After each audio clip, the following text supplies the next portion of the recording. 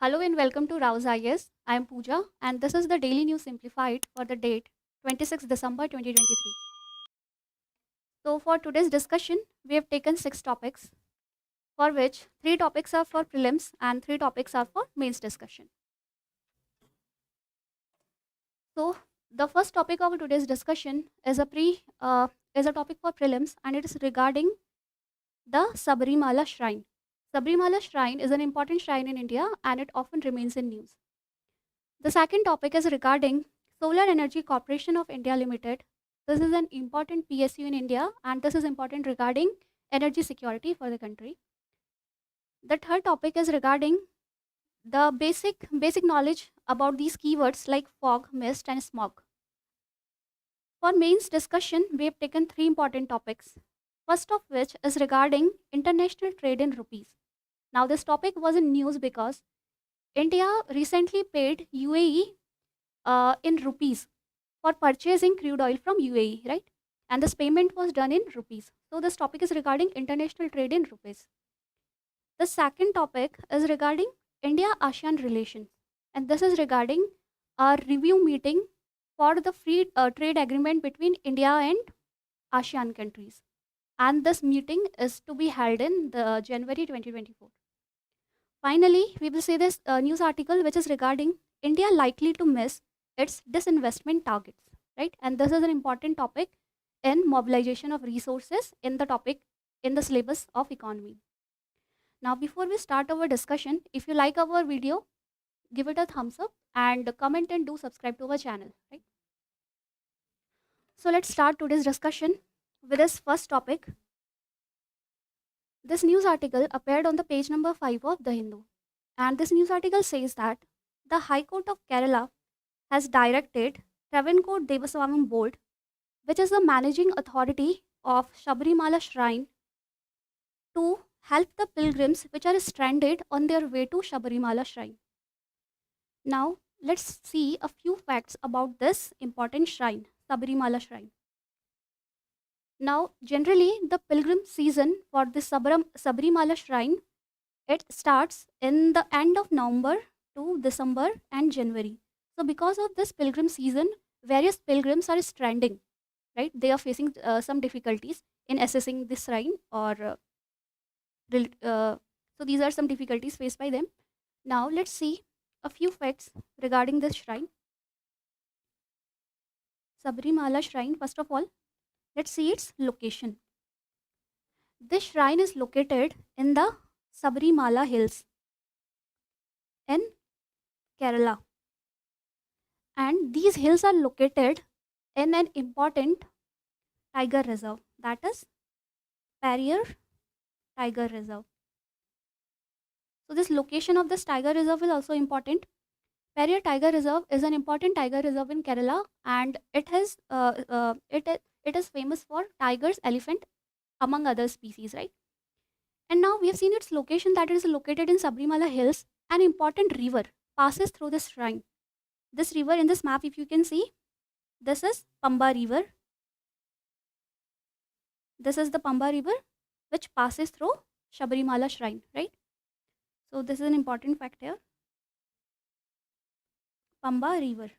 And Pamba River is an important river in Kerala after 2 more rivers, that is Periyar River and Bharatpuja River. These are important rivers in Kerala, and after which Pamba is the 3rd largest river of Kerala, right? And if we talk about the deity associated with this shrine is associated with Lord Ayappa.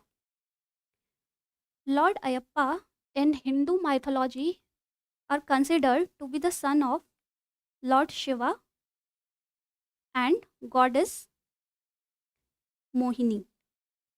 And Mohini was the female incarnation of Lord Vishnu. So we can see one important aspect here, that this shrine has the influence of both Shaivism as well as Vaishnavism, right? And it is associated to Lord Ayappa. So these are some of the important facts regarding the shrine. And if you remember, the shrine was in news few years back also, that earlier it was a rule of the shrine that women of a particular age group, in the age group 10 to 50 years, were not allowed to visit the shrine, or their entry was restricted in the shrine, right? But there was a landmark judgment of Supreme Court in the year 2018, and following this judgment, the entry to women of all the ages is allowed in the shrine, right? So entry of women is allowed of any age, right? Now, why we now this topic is important because UPSC asks questions regarding various religious places, regarding various historical places in the segment of Indian history and culture, right? As in the year 2022, we found this question regarding Somnath temple. Now let's solve this practice question, which says that with reference to the Sabarimala temple, consider the following statements. The first statement says the temple is situated in the Periyar Tiger Reserve in Kerala. Now as we saw this is a correct statement. The second statement says that river Bharatpuja flows near the main shrine of the Sabarimala temple complex. Now this is an incorrect statement, as the river which flows through the shrine is near to the shrine is Pamba river. The third statement says that the temple is dedicated to Hindu deity Lord Shiva. So this is also an incorrect statement, because this is dedicated to Lord Ayappa, right? So as this question asked, how many of the statements given above is or are correct? The correct answer would be only one, right? Now let's move on to our next topic for the day. Our next MCQ is inspired by this news article which appeared on the page number 15 of Indian Express. Now this news article says that Adani Green Energy has signed a power purchase agreement with Solar Energy Corporation of India to supply around 1800 megawatts of solar power, right? Now you see the goal of India, if we see the renewable energy goal of India, India aims to generate 500 gigawatts of energy through renewable energy till the year 2030, right? For this perspective, SECI, which is Solar Energy Corporation of India, is an important PSU. So let's see a few facts about this PSU.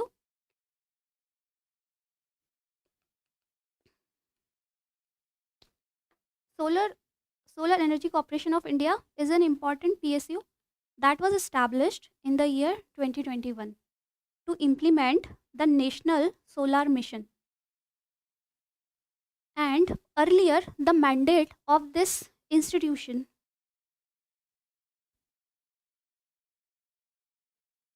earlier the mandate of this corporation was to augment the solar capacity, the solar power capacity of the country, right?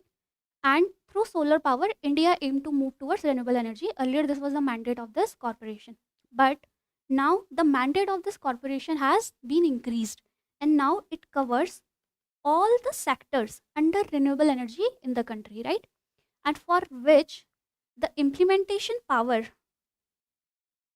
for energy, for all the renewable energy agreements, this implementation power has been given to this corporation by Ministry of New and Renewable Energy, right?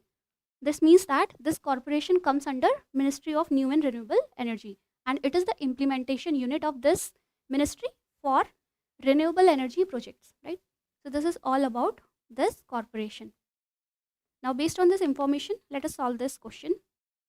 Now this question is important. Now this topic is important because UPSC generally asks questions regarding various important organizations. As in the year 2015, we saw a question on IREDA, right? Now let's solve this question, which says that Solar Energy Corporation of India Limited is under the administrative control of Ministry of Power to facilitate the implementation of National Solar Mission. Now this is an incorrect statement, as this is under the administrative control of Ministry of New and Renewable Energy. The second statement says that it is the only central public sector undertaking, central PSU in India, dedicated to the renewable energy sector. So this is a correct statement. This is a correct statement, as this is the only CPSU in India with dedicated to the renewable energy sector, or the implementation unit of MNRE, right? Now the question asks which of the above statement is or are correct. The correct answer would be option B, 2 only.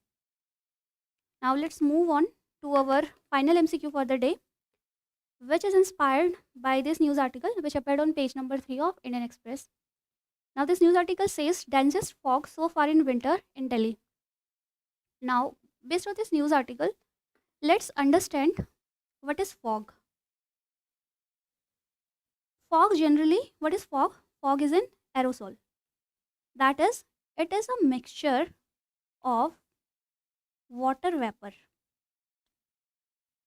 right, plus ice crystals in air.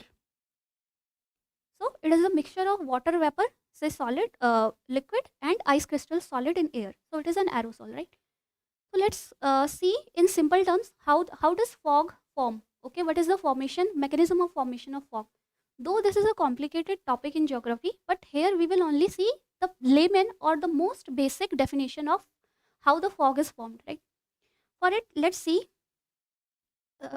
This is the atmosphere of say this is the surface of Earth.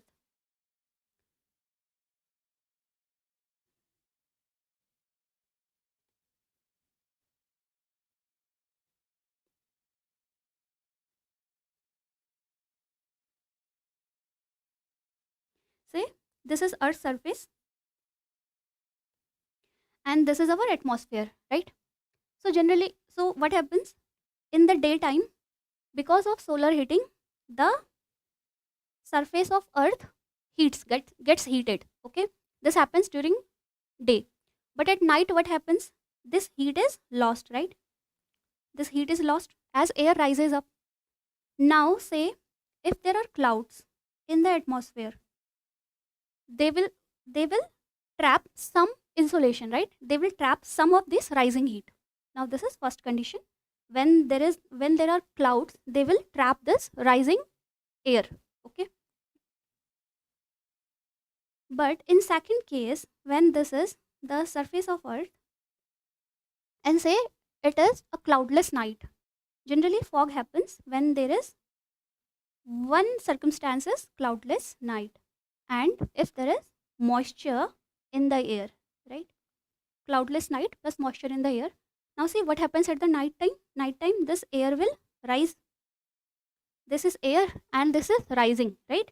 This air is rising, and at a dew point, at a dew point as it rises, this air will start to condense. Now what is a dew point? Dew point is a point where air becomes saturated with water vapor. Now this is air, it becomes saturated with water vapor, right? So what happens? This air which was warm, it rises, and here at the dew point, this air condenses. It condenses, right? And when it condenses, when the air will condense,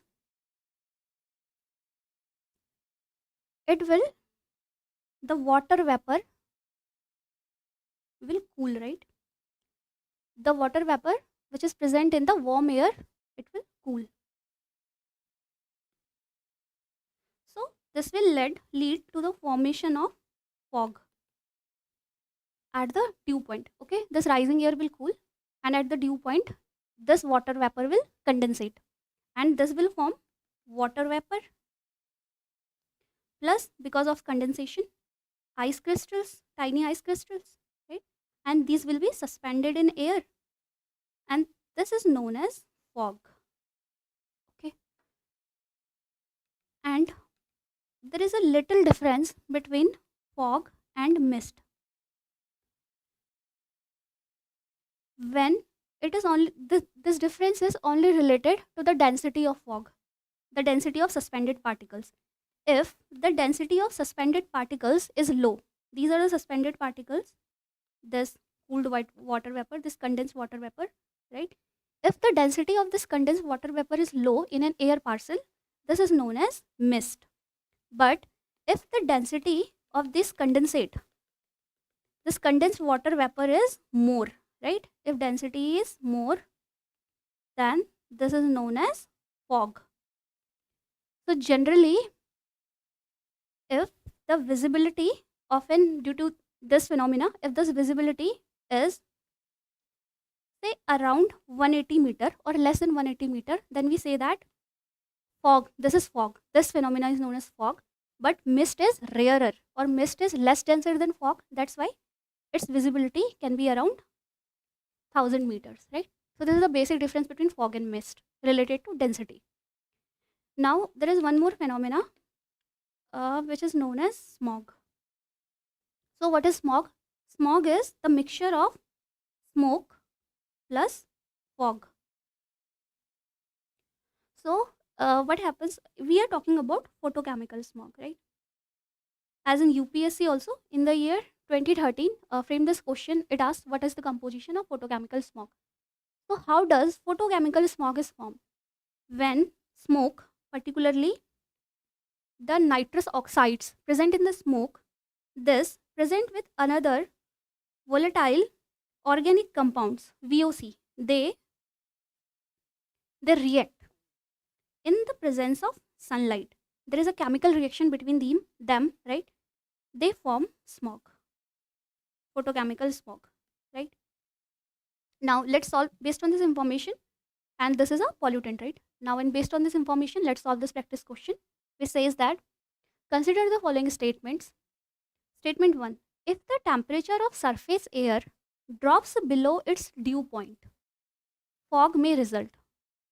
Now, this is a correct statement, as fog results when the temperature of surface air drops below its dew point.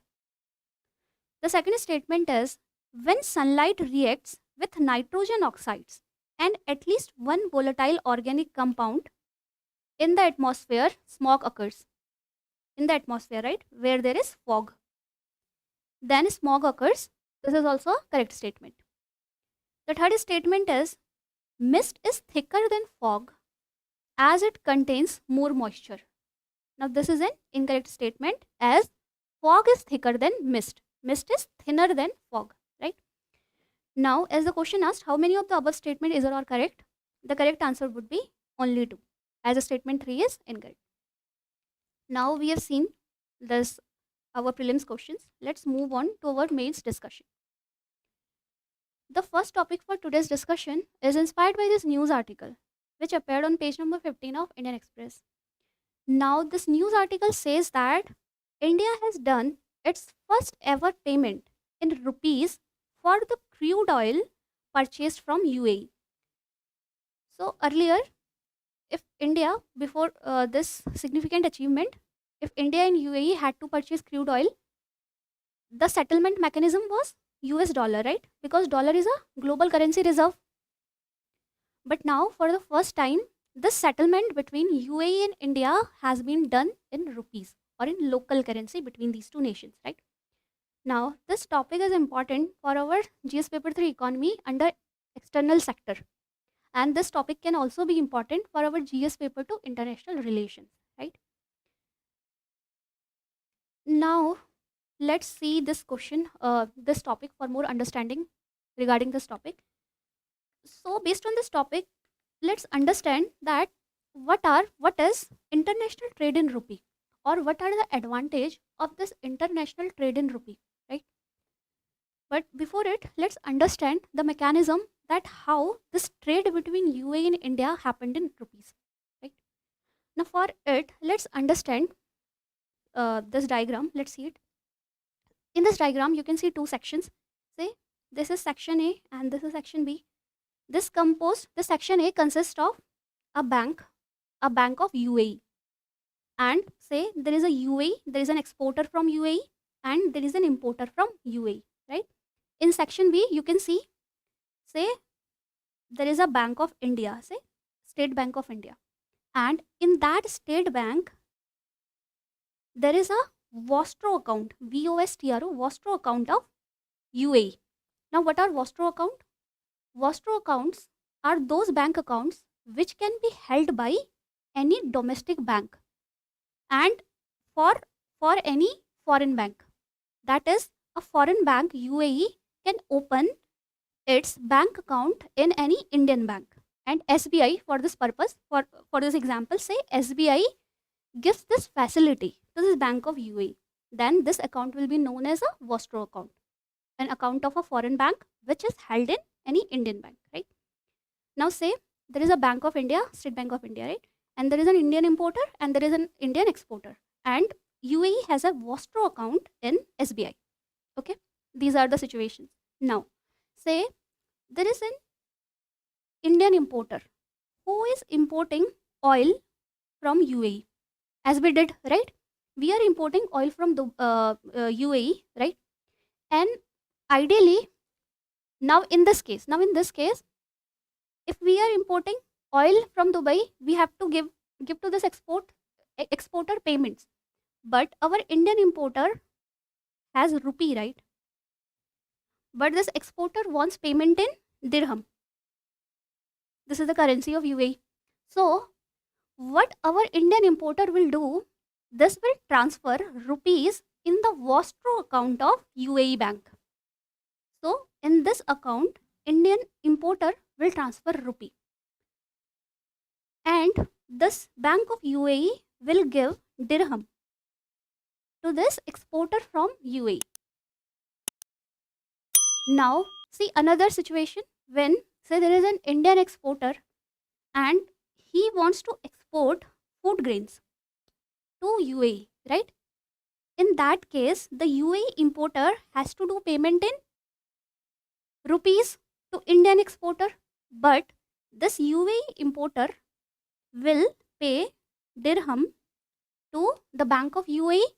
In turn, this Bank of UAE via this vostro account will settle this payment in rupees, right? So this is what is the settlement of bilateral trade in local currency. Now let's see that what are the advantages of settlement of payments in local currency between any two countries. Now see, the first advantage is reduction in the transaction cost and risk. Now earlier we have seen that the transaction, in case of any transaction between UAE and India, there is a foreign exchange reserve, right? Okay, sorry. There is a foreign currency exchange. There is a foreign currency exchange. So earlier than this, what UAE did, or what in this, as the global trade was done in dollars, is dominated by dollars, as it is a global currency reserve, right? Currency reserve. So UAE has to give dirhams to this foreign currency exchange, and in turn it will give dollars to UAE, and similarly India has to give rupees, and it will convert these rupees into dollar, right? And via these dollars there will be trade between India and UAE, right? This is known as invoicing of trade, right? And this invoice was done in dollars, right? But what happens is that in this foreign currency exchange, there is a significant transaction charge which this foreign currency exchange charges. There is a kind of commission with this foreign currency exchange charges, right? Then there is a loss of currency. There is a loss in terms of payment, or there is a transaction cost for both UAE as well as India. But in this kind of settlement, in local currency, these countries do not have to pay this transaction cost or this conversion cost, right? This is the first advantage, that is reduction in conversion cost, or transaction cost is reduced. First thing. Another thing is that there is a reduction in transaction risk also between these two countries. Now how this happens? Say there can be fluctuations in price of dollars. You know this. There is a fluctuation in price of dollar. That is, there can be appreciation of dollar and depreciation of dollar. And depending on it, there is depreciation of other currencies also.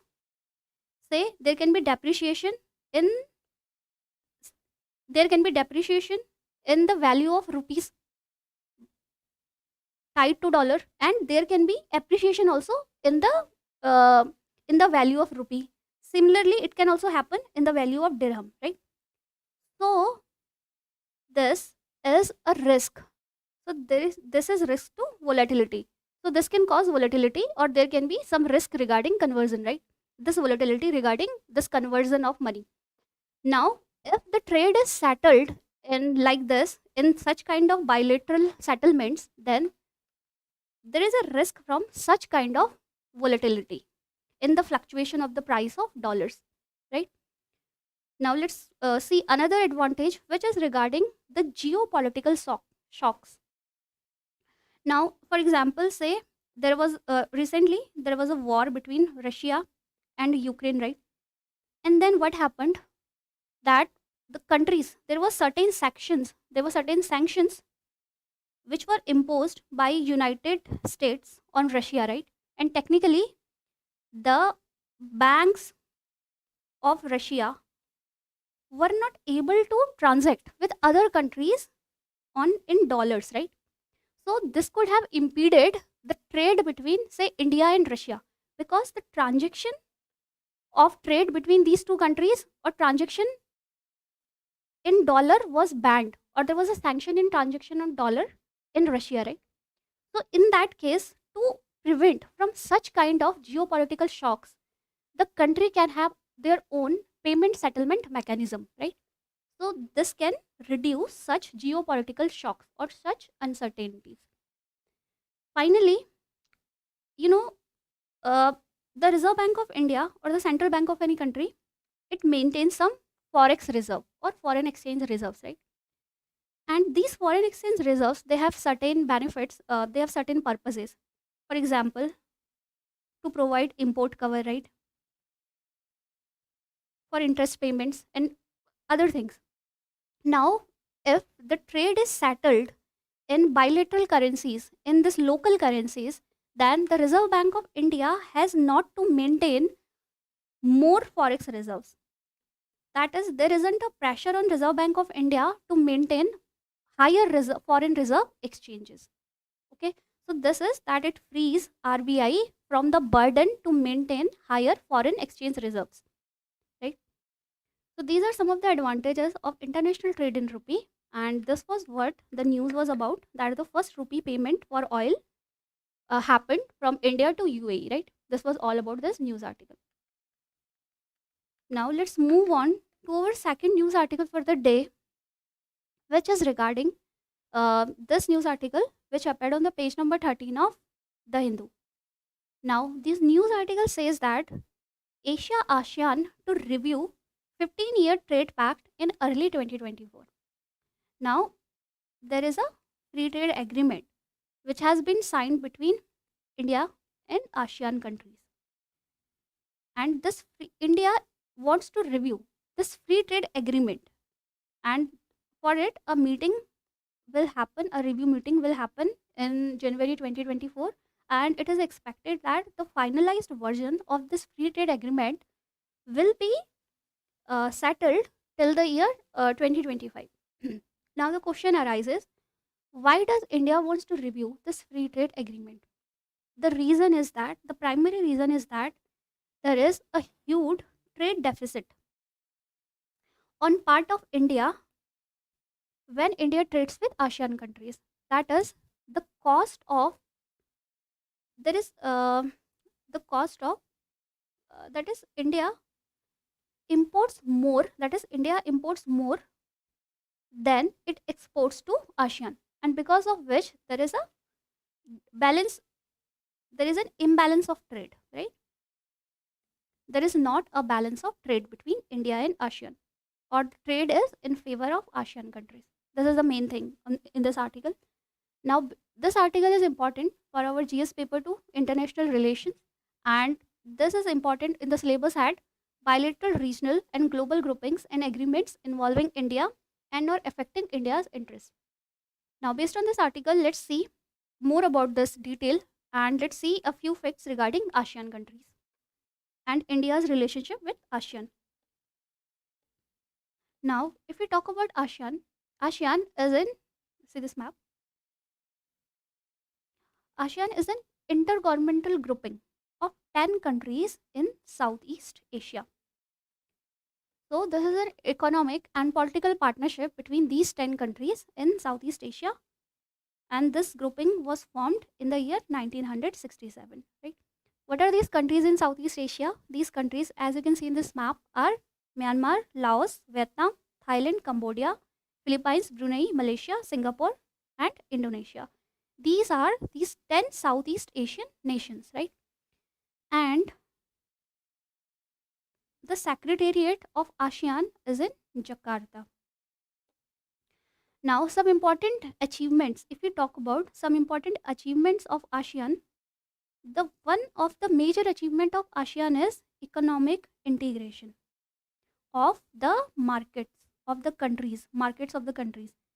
And for it, an important act which remains in news frequently is RCEP. RCEP is Regional Comprehensive Economic Partnership. This is the largest free trade agreement of the world, right? And this largest free trade agreement is between 10 ASEAN nations and 5 countries. 5 countries. Which are these countries? These countries are China, South Korea, Japan. These are Asian countries, East Asian countries, and other 2 countries are Australia and New Zealand.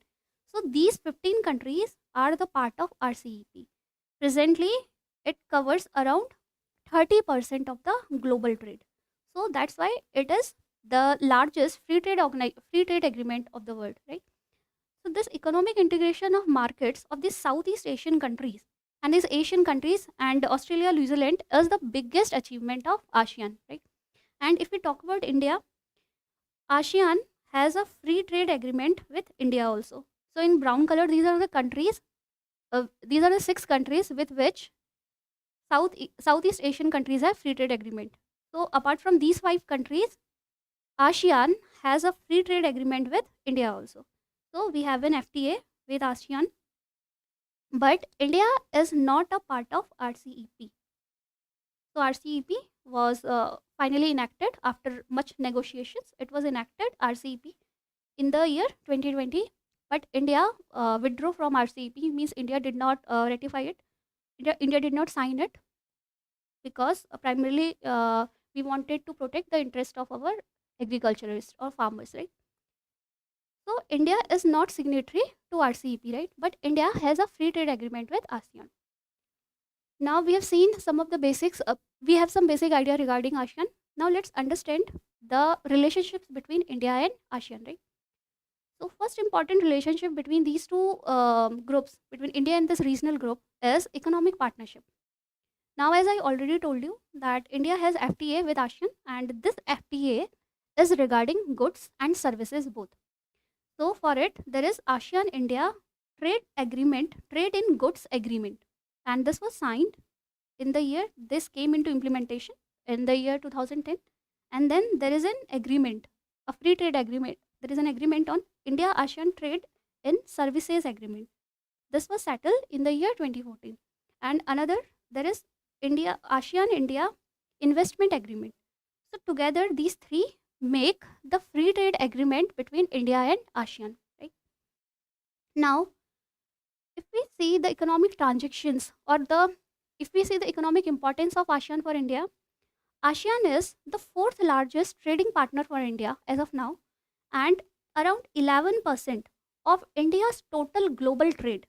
India's total global trade, around 11% is with ASEAN, right? So ASEAN is important for us in terms of the huge market it provides to us, right? And if we talk about ASEAN, we are 7th largest trading partner for ASEAN, and ASEAN is 4th largest trading partner for us.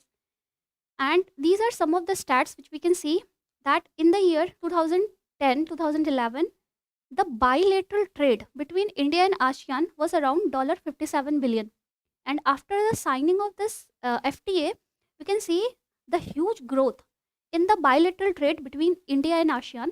And in the year 2022-23, it swelled to $131 billion.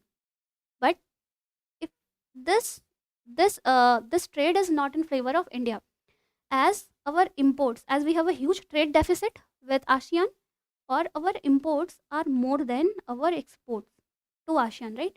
And if we talk about trade deficit, we have around 43 billion US dollar 43 billion trade deficit with this group. That is more than 40 billion trade deficit with ASEAN, right? Now you may think that despite signing a free trade agreement with ASEAN, why to have such kind of trade deficit? Now this answer is generally now this answer is concerned generally to the issues related with free trade agreements, and this may also include the FTA with ASEAN. But this is a general these are general issues with what happens with free trade agreements, right? That despite having FTAs, what are the issues they face? Now the first issue is tariff and non-tariff barriers. Now see what happens if we talk about ASEAN only, that after signing of these FTA with ASEAN, the tariff barriers to Indian goods in ASEAN, right? It it eased to some extent, but the non-tariff barriers, there are significant non-tariff barriers, or they did not ease, right?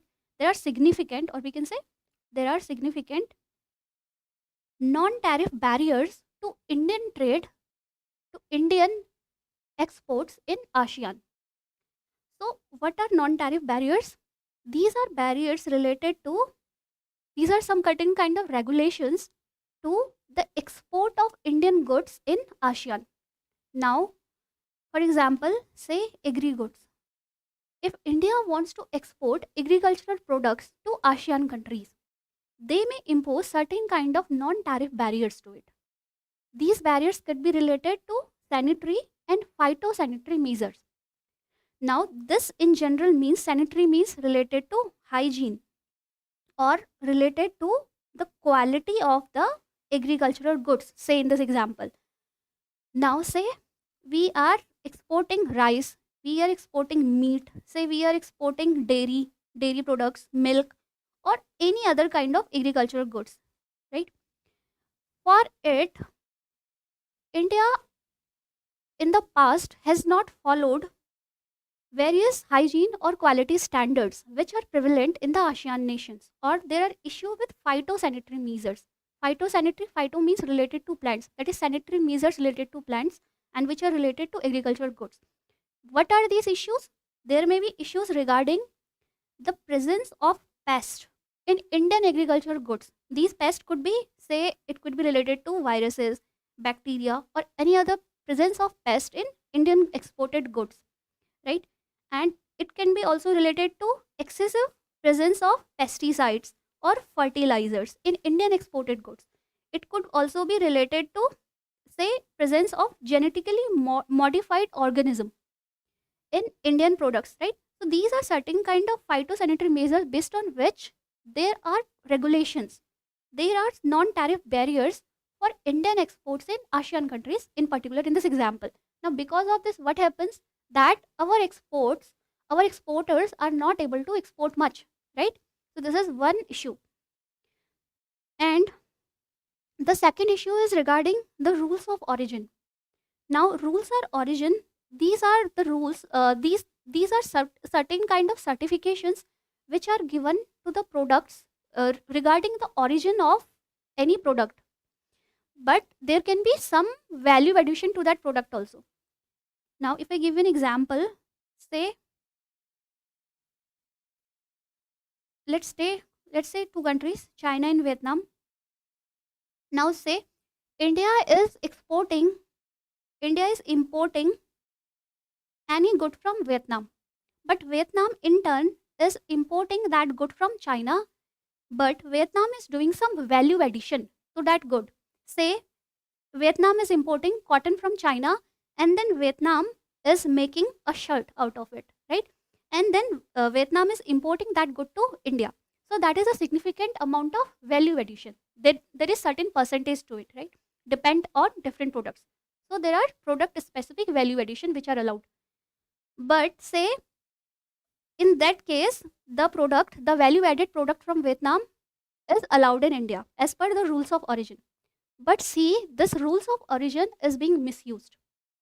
There are many products which have their origin in China, but they are rerouted to Indian markets. They are flooded with minimal or no value additions.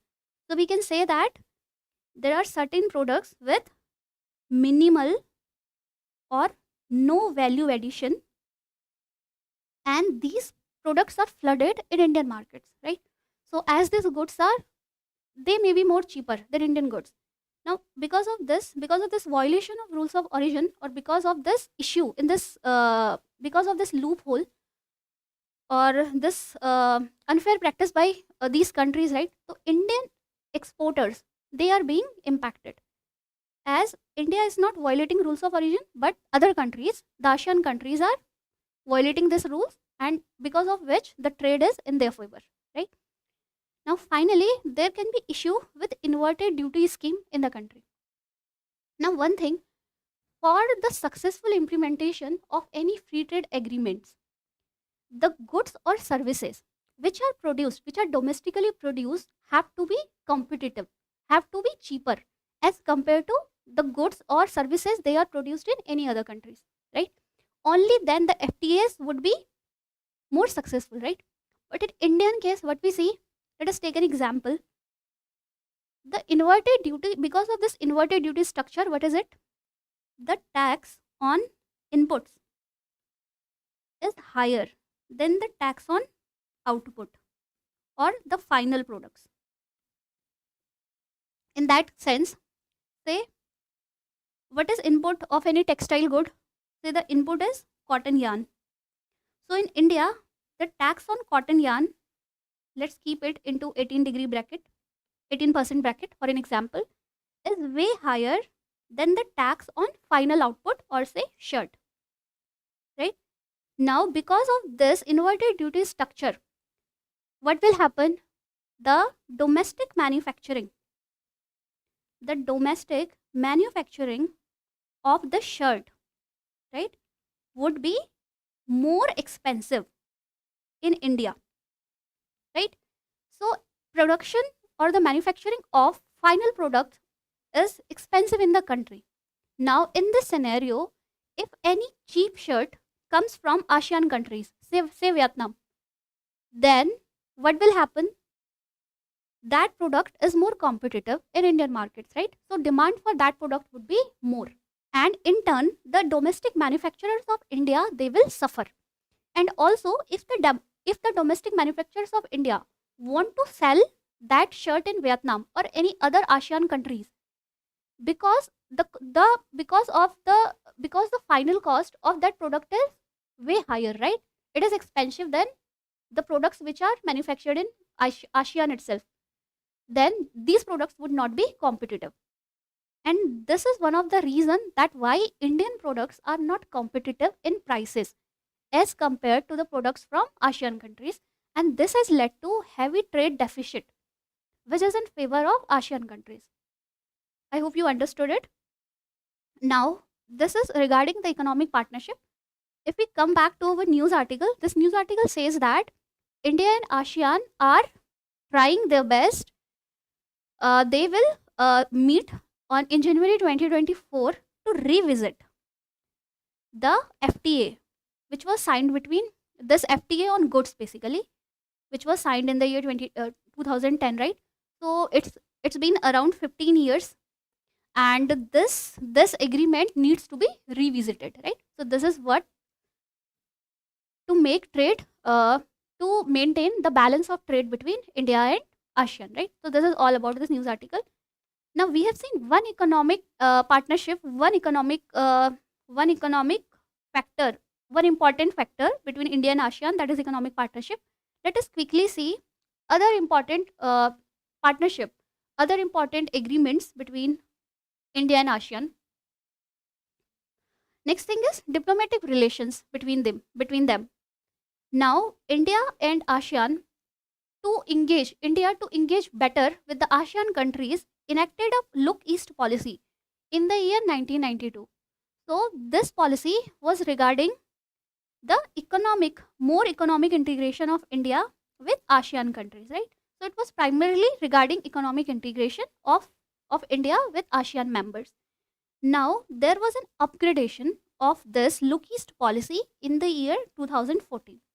It was upgraded to Act East policy. Now what is the difference between Look East and Act East?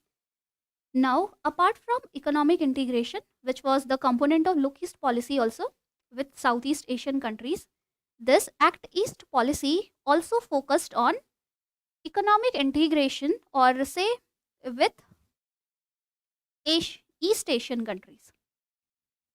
East Asian countries, these countries are, say, Taiwan, say Japan, say South Korea. Apart from this, one important thing was security partnership. To advance security partnership with ASEAN countries. Now, this is particularly important for India for two important reasons.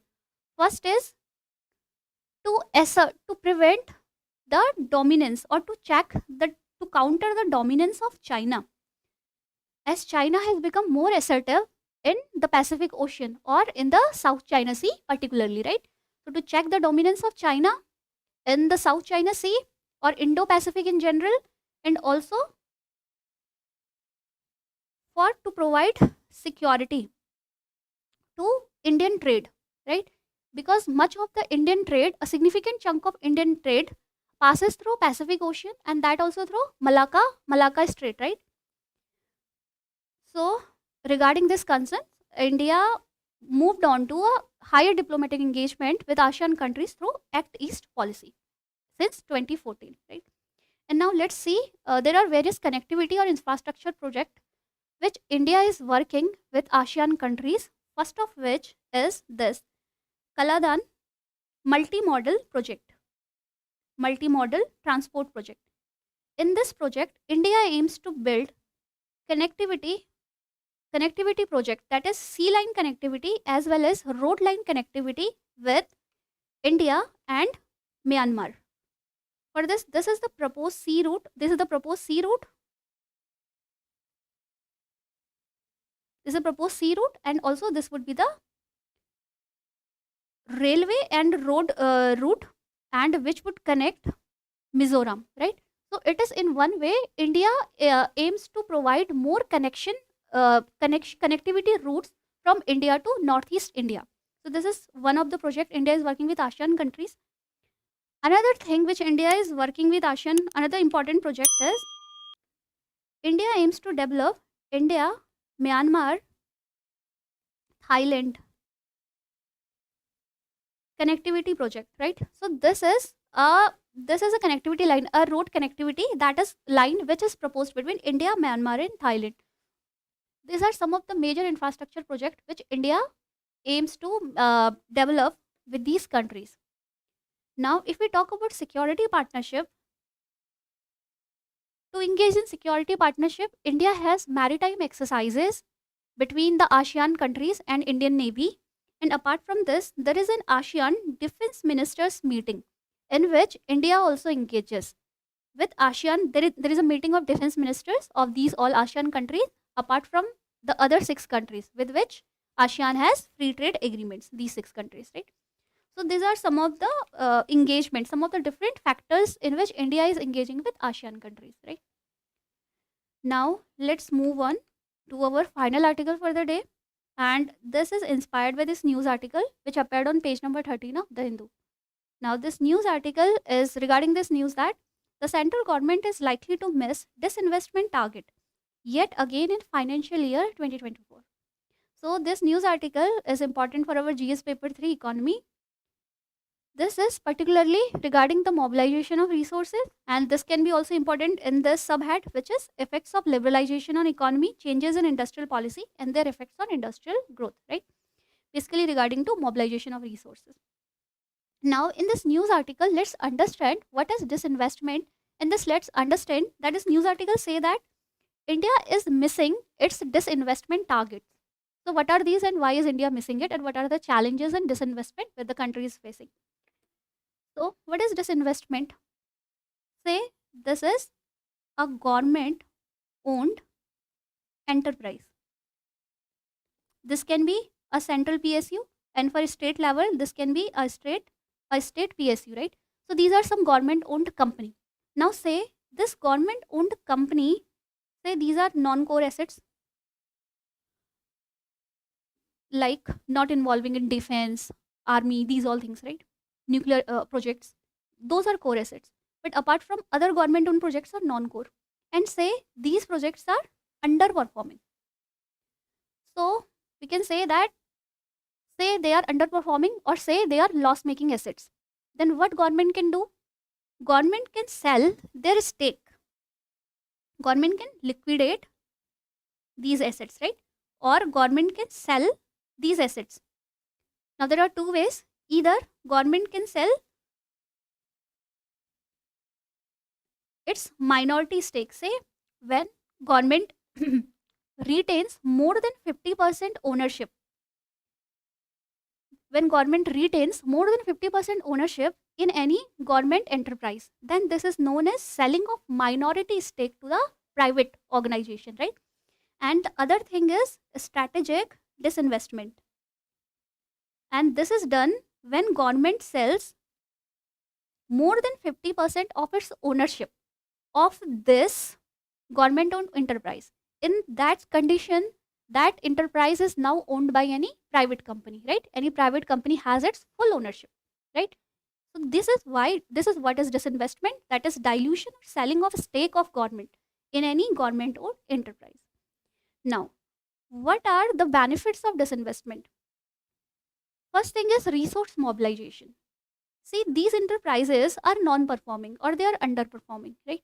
And what government has to do in order that these underperforming uh, assets, these underperforming assets are because in order to make them survive, or in order to help them survive, government has to do massive capital infusion in these stressed assets, right? So government has to, so if government sells its stake from these assets, government can free its resources, right? So government can, say, gain money after selling its stake, right? And this money government can use for many purposes. Say government can do capital expenditure with it, right? Government can do any investment, any capital expenditure, or say government can also do expenditure in welfare schemes also. So this frees the resources of government, which government is otherwise infusing in these underperforming assets, to help government invest in capital expenditure projects, in investment in infrastructure project, or also in welfare schemes, right? First thing is mobilization of resources. Other thing is efficiency and competitiveness. Now you see that these PSUs, they are not performing well, but when major time it has seen that when these PSUs, they come under private ownership, then there is efficient management. Then because of the change in management or disciplined management, the financial health of these organizations improve, right? And because of infusion of, say, more capital from private owners, more innovation, say technological development, innovation, and capital infusion, they may become a significant asset or they may start performing well, right? And this in turn will boost competitiveness of these sectors, and this will also provide employment. This will also provide employment to people, right? So these are multifold advantages of disinvestment. Finally, this will reduce the fiscal deficit of the government. That is, fiscal deficit is when the expenditure of government is more than its income. Since we saw that in these cases, government does a significant amount of capital infusion. This can be done in in form of subsidies to these PSUs. This can be done in form of, say, bailout, right? Or loan subsidies bailout to these PSUs. Now if the government sells it or dilutes its stake, their government can reduce its fiscal deficit, right, or free its resources. So these are some important advantages. Now, if we talk about the fiscal deficit target of India, as it was mentioned in the news also, for this year, for this financial year 2023-2024, we see that for this financial year 23-24, government had a target of disinvesting or earning around rupees 51,000 crore from disinvestment, right?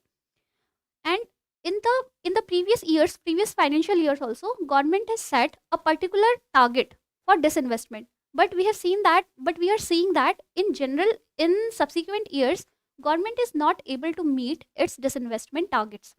As you can see in this news itself, for this financial year is about to end, right? But the government has only collected around 10,000 crores. That is around one fifth. All that is only the one fifth of the target of the government is complete by now. So let's see what are the challenges. Before it, let's see this graph.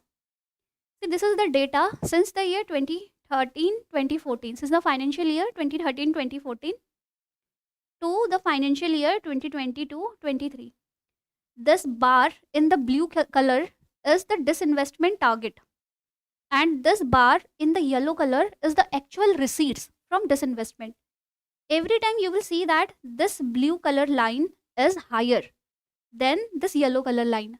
Only in financial year 2017-18 and 2018-19 we saw that the actual amount from disinvestment was greater than the target which was set by the government, right? And see, after the COVID-19 pandemic, just see this blue colored graph, this line is too big as compared to what we have achieved. So this was because of COVID-19 pandemic also, and because of which the investors lost confidence in the market, right? So these are the targets. See how government is missing the targets of disinvestment. And now let's see what are the challenges. Why is this so? So there are certain challenges in disinvestment. Let's see first challenge. The first thing is political resistance. Now see, if any government owned enterprise is being disinvested, say it will be privatized now. Government is selling some stake, it may be privatized fully also. Then there may be a significant resistance from employees of that earlier government owned enterprise. And there may be significant resistance from trade unions or say from opposition parties, because there is fear of loss of employment, right? Because maybe the employment of those people who are employed, they may be their employment may be at risk, right? They may lose their employment. So this is first challenge, that there is enormous political resistance in the country for disinvestment. So this brings to our second point, that is the fluctuating policies of government. Now sometimes because of this pressure, this public resistance or this pressure, government itself does not favor disinvestment, or there are fluctuating policies of government. If we see this news article say that with general elections on the horizon, the government privatization efforts has all but stalled. This means that since you know that general elections are scheduled to be in May-June 2024, right? Now, when you know that this is the election year, then the government has significant pressure from these pressure groups, right? That government is selling all its resources. So such kind of pressure may stall government, or government may become passive. We can say government can become passive in disinvestment, right? So we can say there are fluctuating policies of government in disinvestment, and because of which what happens? Because of which the investors, the people who want to buy that PSU, they become demotivated, right? This is another reason. Third thing is that unattractive offers.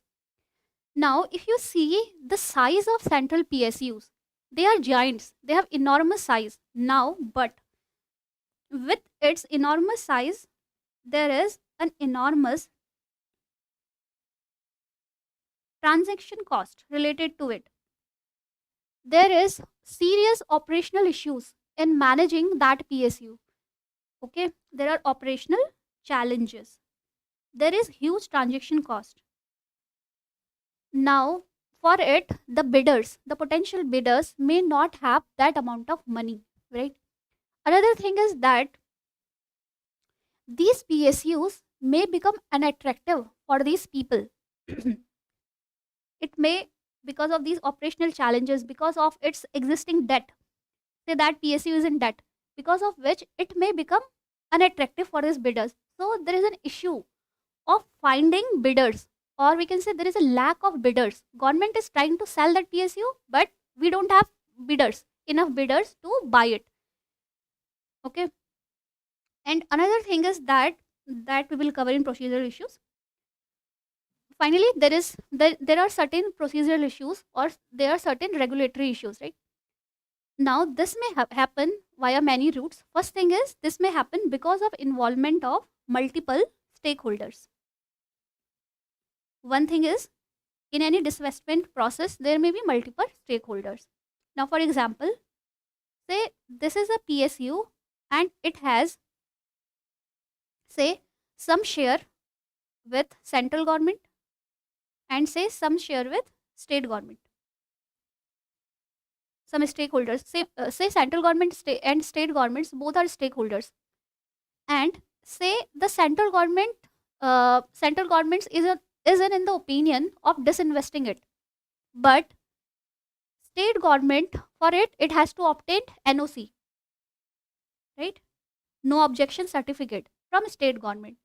But the state government, there may be a delay from the side of state government who may be unwilling to disinvest, or there may be certain other issues. For example, say this state government, say there is a significant land which that PSU has, and the state government is of the opinion that this land which this PSU has should not be disinvested, or this ownership of this land should not be given to private investor, rather it should be given to the state government.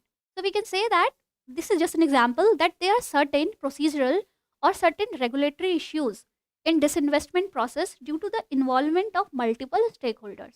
This is one of the issue, right? Other thing is that, see, sometimes what would happen, that this is a PSU and government want to sell the minority stake. As we have seen that disinvestment can be of two types.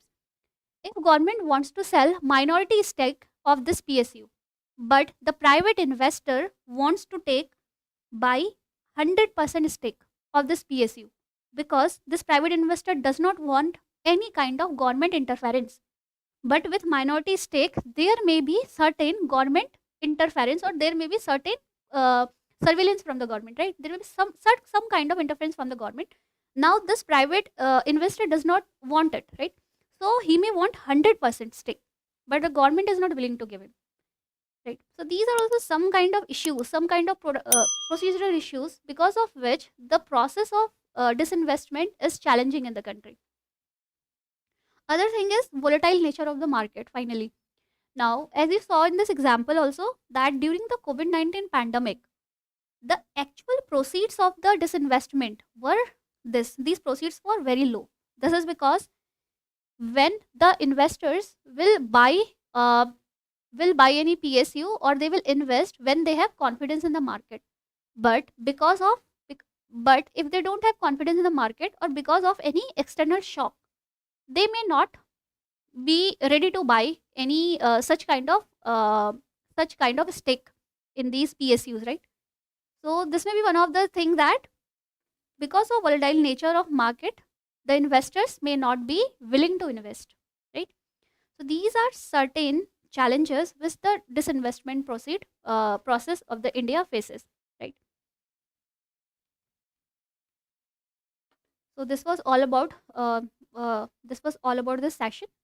So if you have any doubt, you can ask us in the comment section, and if you like our video, do give it a thumbs up, and if you want to share this video, share it with your friends, and do subscribe to our channel. Thank you.